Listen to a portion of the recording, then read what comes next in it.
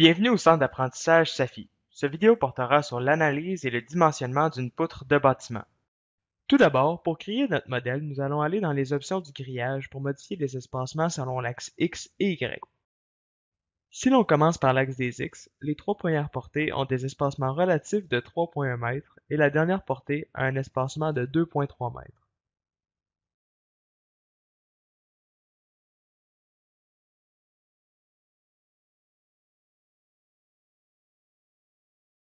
Selon l'axe des Y, nous n'avons besoin que d'une seule ligne. Nous pouvons donc effacer toutes les autres.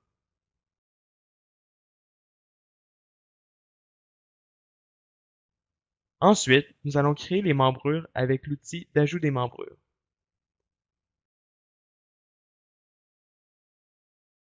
Les appuis pourront être définis comme un appui en Y au joint le plus à gauche et un appui simple, donc retenu en X et en Y pour l'appui à droite.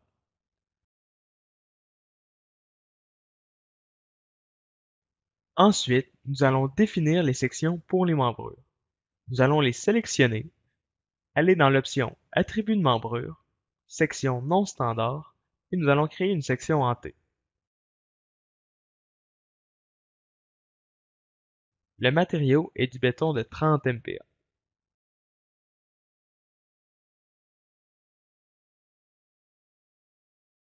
La dimension BF est de 2260 mm, la hauteur totale de la section est de 750 mm, l'épaisseur des ailes est de 175 mm et la largeur de l'âme est de 400 mm.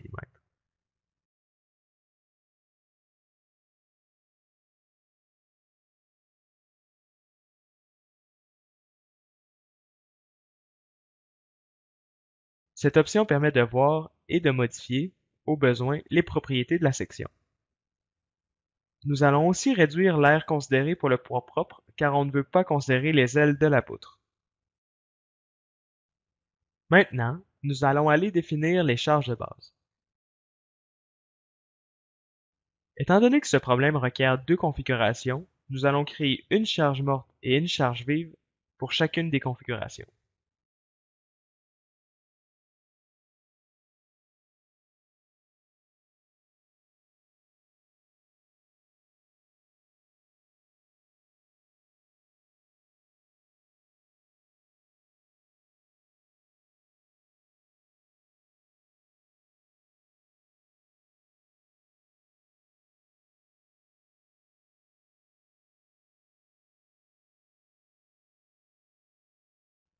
Ensuite, nous allons appliquer les charges uniformes aux trois premières membrures.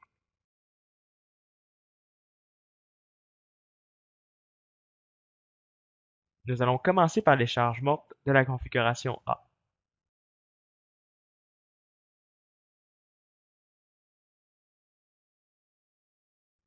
Ensuite, nous allons ajouter la charge vive de la configuration A. Nous allons répéter le même processus pour les charges mortes et vives de la configuration B.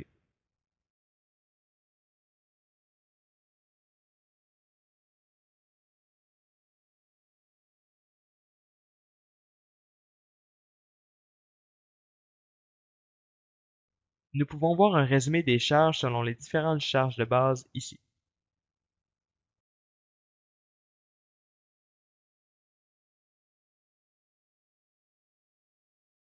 Ensuite, nous allons aller ajouter les charges sur le porte-à-faux. Sur ce porte-à-faux, nous allons uniquement ajouter les charges mortes pour la configuration B. La configuration A comporte les charges mortes et les charges vives.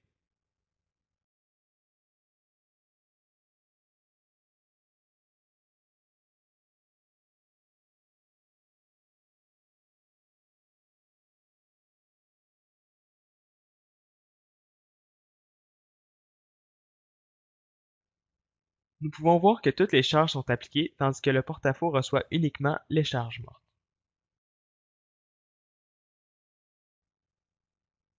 Maintenant, nous allons ajouter les charges aux joints. Ceux-ci suivent le même principe que les charges uniformes.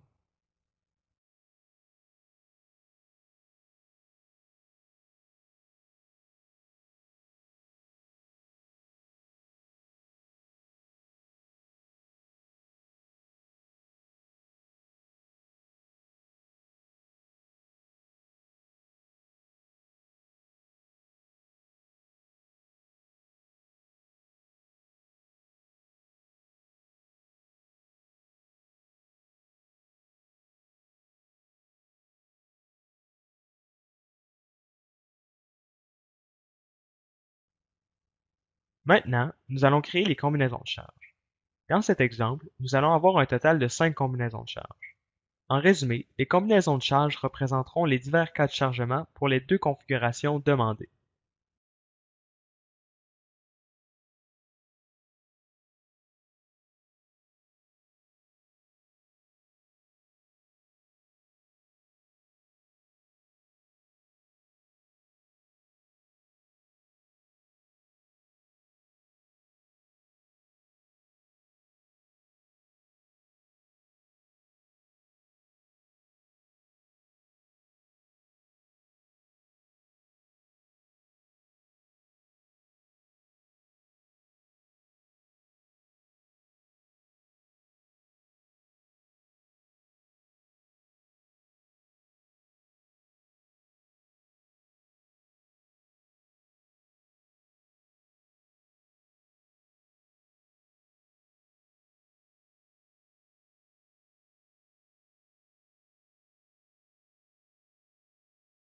Maintenant, nous allons aller définir le poids propre de la poutre. Autant pour la configuration A que la configuration B, nous allons définir une valeur en Y de -1.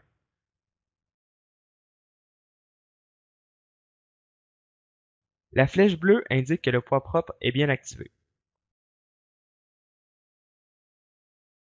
Maintenant, nous sommes prêts à lancer l'analyse.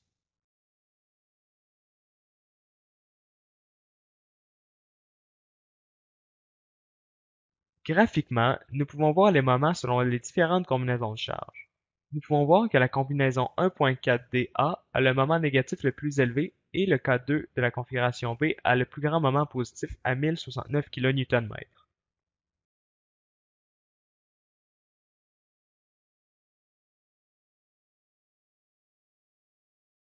Nous pouvons aussi voir graphiquement les résultats sous la forme d'une enveloppe. Nous pouvons donc voir les moments maximaux et minimaux de toutes les combinaisons de charges incluses dans le modèle.